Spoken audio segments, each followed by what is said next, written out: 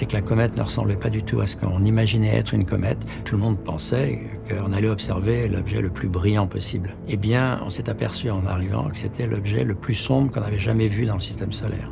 C'est plus sombre que du charbon. Ce que les instruments ont révélé lors du passage de 5 sondes, c'est que cette noirceur n'est pas celle du charbon, ni celle de la roche. C'est la signature d'une matière bien particulière.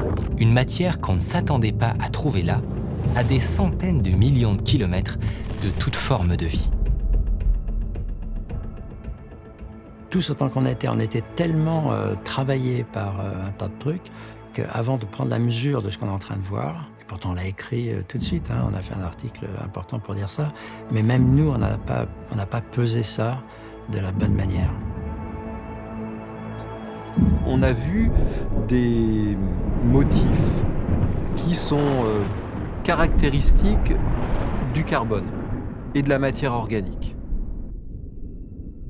Cette découverte déclenche une stupeur dans le monde scientifique.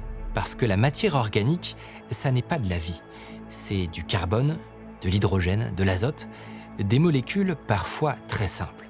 Mais ce sont elles qui ont contribué à former sur Terre des acides aminés, des protéines, puis nous. Jusque-là, tout le monde pensait que ces briques s'étaient fabriquées ici, sur notre planète, dans notre atmosphère, sous nos orages.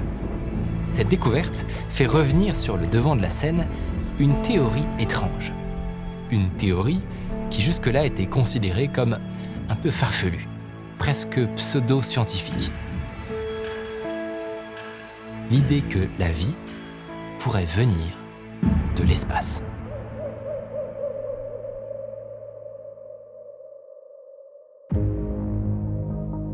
Après Vega et Giotto, une évidence s'impose. Il faut y retourner et il faut se donner des moyens bien plus importants que ce qu'on a fait pour la comète de Halley, parce qu'il faut y aller et être en mesure de décrypter la composition d'un noyau cométaire. Et si on trouve là-haut les mêmes briques que celles qui composent le vivant sur Terre, ça voudrait dire que ces ingrédients n'ont pas été fabriqués ici et qu'ils se baladent dans l'univers depuis des milliards d'années.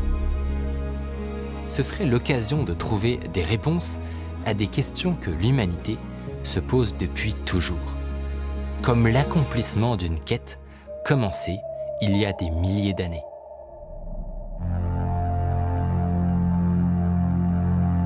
Cette fois, passer à côté de la comète ne suffira pas.